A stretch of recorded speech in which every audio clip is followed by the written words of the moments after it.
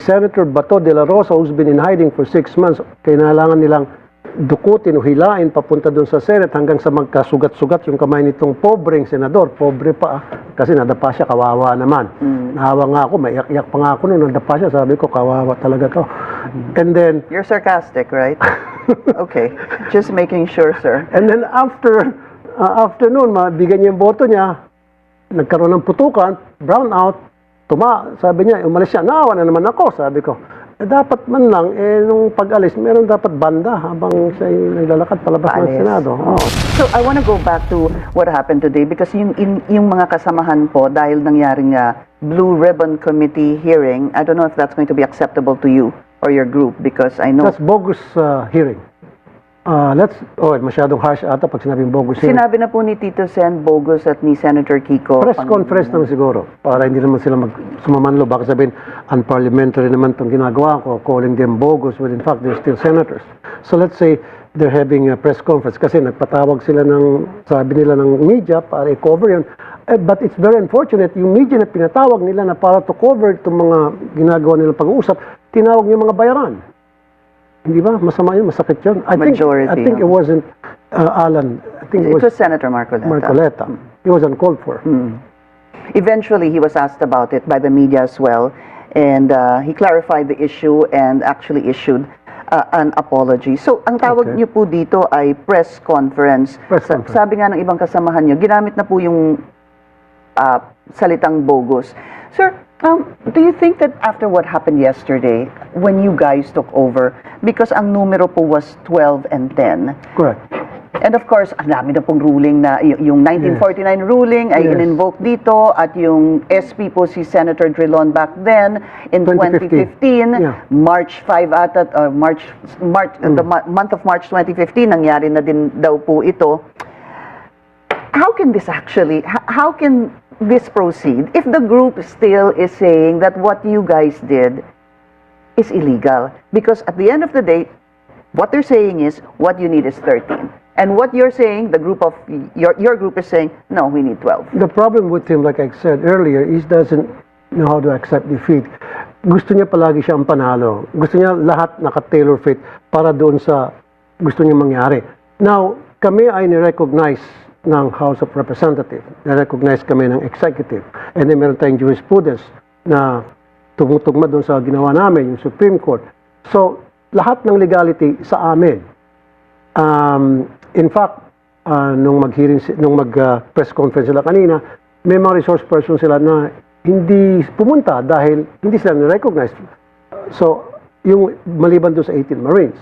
Kaya nga, sa mga susunod na araw, pag gusto nila mag-hearing, papayagan sila pumasok kasi senator sila.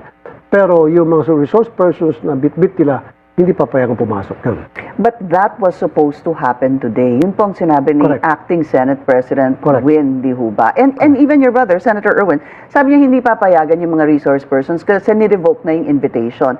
But of course, the other group is saying, what you did yesterday was invalid. So, itong plano namin ay tuloy pa rin kasi kami ang legit at kami yung legal na blue ribbon at ako yung Senate President. In other words, si Senator Alan was saying that, you know what I noticed, Senator?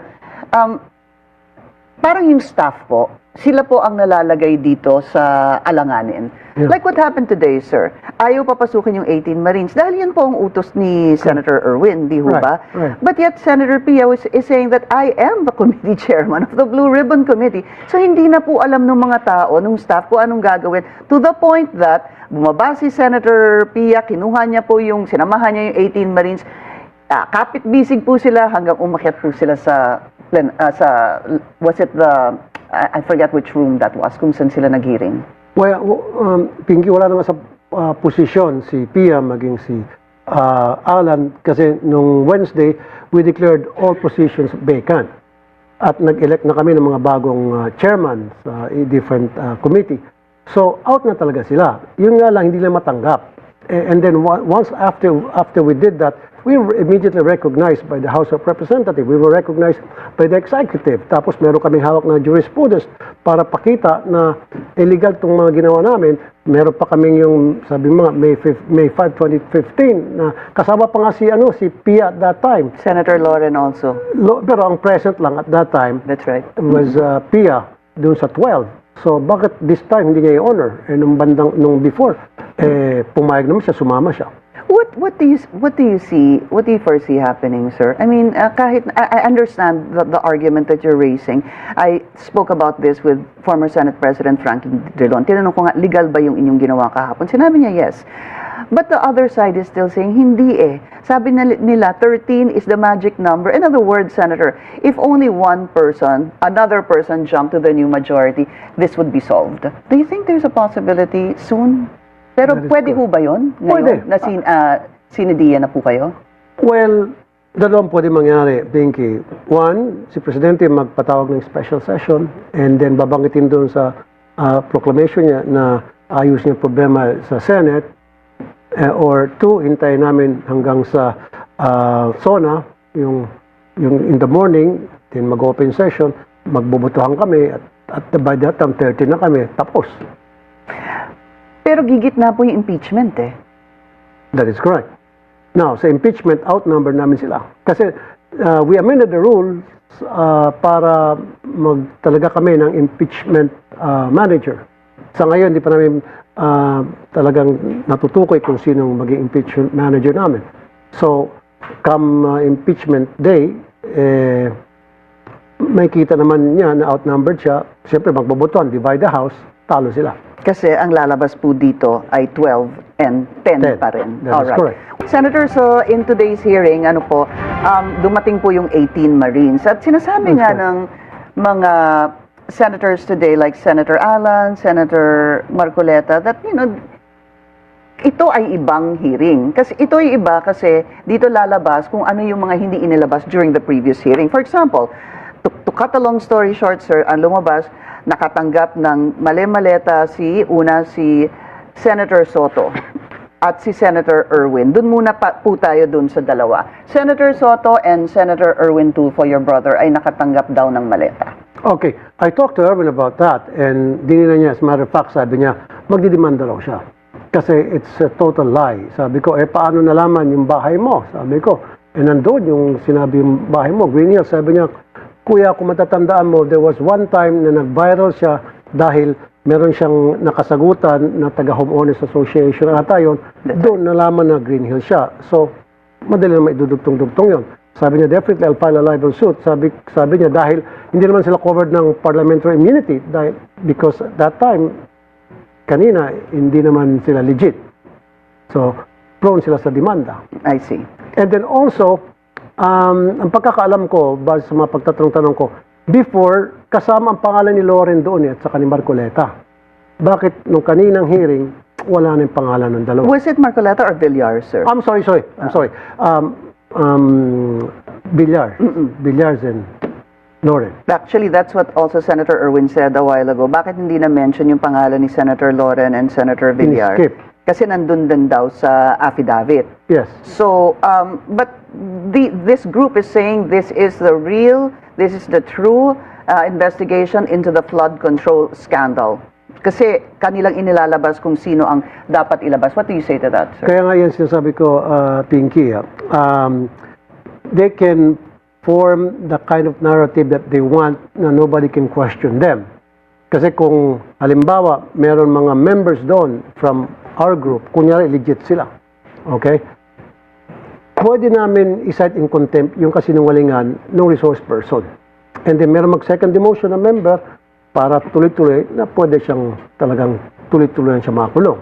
So, in that case, kanina, sila-sila lang. Yung press conference nila, sila-sila nag-uusap doon. So, pwede nilang gawa ng istorya, anong klase ng istorya gusto nila para palabasin sa madlang tao, sa taong bayan. But even, and I know this is your brother, this is not you, sir, but sabi mo nga, these are stories that come out. But they even went as, also talked about human trafficking kay Senator Erwin. Again, Meron din pong- yeah, I talked to Erwin as well. pertaining to that, sabi ni Erwin, Kuya, character assassination na yan. Pero tumatawa siya, tawa ng tawa siya. Sabi niya, pati ba naman ikaw, maniniwala ka dyan? Sabi ko, hindi. Natatawa nga ako dahil tinatanong kita. Sabi niya, kaalok ba pinag-uusapan, flood control, bakit pati yan? Kung ano, tinahitay na, dinugtugtugtungan, baka bukas yan, pinatay ko si Rizal. Sabi niya. So, natatawa siya. Hindi siya ganun ka-affected doon sa yung mga girls na ano ba yun, dinadalan siya kung saan ba yung Pinapapili daw ng mga babae. I don't know, parang gano'n na pagkasabi ata doon sa hearing. Pero doon siya sa ano, yung sabing nag-deliver ng maleta na he will file a Libel. cyber libels case. Against them. All right. Senator, palagay niyo ho ba kailangan pang ituloy yung hearing ng inyong kapatid and with all of you sa Monday? Because the plan is on Monday at 9 a.m., I believe. Do you think it should continue? Because I also heard an interview earlier that your brother was saying, dapat pa bang bigyan ng parang forum itong mga 18 Marines dahil natapos na sila kanina. Of course, that was not supposed to be included in the records of the Senate. Do you think, should they be invited, sir? Should they face you guys? And number two, do you think they will show up? Well, it depends on them. If they won't show up, then pwede silang maisabina. And then pag hindi sila dumating sa sabina, pwede silang ma-cite in contempt. So, those things are open option to us. Pero bakit mag-hearing kami para masabi talaga ng taong bayan na this is not about yung pag-take over namin as the new legitimate majority. This is not about flood control. There's a blue ribbon. This is about talagang ginagawa namin legitimize yung majority. So, pagdating ng Monday, itutuloy yung hearing, invite pa rin yung mga 18 Marines. And then malalaman natin, this time, kami na magtatanong, lalabas ang katotohanan kung sila ba ay nagsisinungaling during that press conference kanina o sila nagsabi ng totoo. Because even with Senator Soto, ang sinabi niya, of course, he denied yung male-maleta, na-mention din ho ata yung kanyang EA. And apparently, according to him, his EA passed away since 2015. So, hindi niya maintindihan bakit nasama pa yung pangalan ng kanyang EA at a time na supposed to be binigyan siya ng maleta, namatay na po yung, wala na po yung kanyang EA at that time. Alright, so you're for pursuing the Blue Ribbon Committee hearing on the flood control scandal this coming Monday. Do you wonder, sir, like today, bakit wala po sina Villar, Senator Bongo, Senator Joel Villanueva sa hearing today? First of all, I'm not really sure kung kasama ba sila sa PRC as members. But still, kahit na hindi sila members, they should have attended that committee hearing dahil magkakasama-sama sila sa sinasabi nilang sila daw ang majority. Now, bakit wala sila doon? I don't know. I don't want to second guess. You might want to ask them, why were you not there? Yeah. During that press conference. If I could just get them, sir. Yeah. All right. So, okay. So, nandyan na po tayo. Nandyan na po yung 12. Malinaw po sa inyo yan. 12 versus 10. Ang tatawag na nga po dito, Gatchalian Block versus the Cayetano Block. Sir, nung isa sa mga maaanghang na sinabi niyo, the other day, bago po lumipat nagpakita si Senator Cheese, was that you were telling Senate President Alan Peter Cayetano at that time, magpakita ka dito at dito ka magsalita, kung hindi, duwag ka. Tama. So, what do you think of him now, sir? I stand by it. Duwag pa rin siya.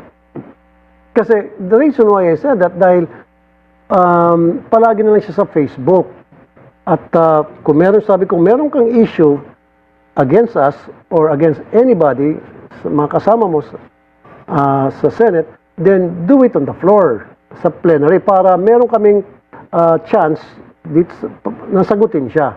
Doon kami magbakbakan, dyan sa takot. Ayaw niyang may kasagupuan siya sa floor. That's why gusto niya sa Facebook para lahat ng gusto niya sabihin, masasabi niya na walang nagpipigil sa kanya. I remember one time he said that parang you guys never really gave him a fair chance when he was Senate President. I never gave him a fair chance. Fair. Parang hindi niyo talaga siya binigyan ng pagkakataon na mamuno bilang Senate President. Well, umating kami ng mga hearing, ng mga right after magkakagulo. Yun nga lang, yung paggawa niya, yung estilong yun, parang ambush. Si Senator Bato de la Rosa, who's been in hiding for 6 months, kailangan nilang dukutin o hilain papunta doon sa Senate hanggang sa magkasugat-sugat yung kamay nitong pobreng senador. Pobre pa, kasi nadapa siya, kawawa naman. Nahawa nga ako, maiyak-iyak pa nga ako nung nadapa siya. Sabi ko, kawawa talaga to. And then, You're sarcastic, right? Okay. Just making sure, sir. and then after noon, mabigyan niya yung boto niya, nagkaroon ng putukan, brown out, sabi niya, umalis siya, naawa na naman ako, sabi ko. Dapat man lang, nung pag-alis, meron dapat banda habang siya naglalakad palabas ng Paalis. Senado. Oh. Am I being sarcastic? Very. I got it now, sir. All right. What are the possible things that can be done? Yung special session, from my understanding, sir, is you need to, paano ho ba to? Ask for the President for a special session? Ganun ho ba yun? Seek. The President will make a proclamation and then yun, magpatawag siya ng special session, and sa special session, of course, sasabihin niyo kung bakit siya nagpapatawag. Doon, sasabihin yung purpose. So, pwede niya ilagay doon, sa isa sa mga purpose ay yung para ayusin yung problema sa Senate, and then other legislative mga issues na pwede pag-usapan. Pero up to 30 days lang yan. I see. I see. Duration.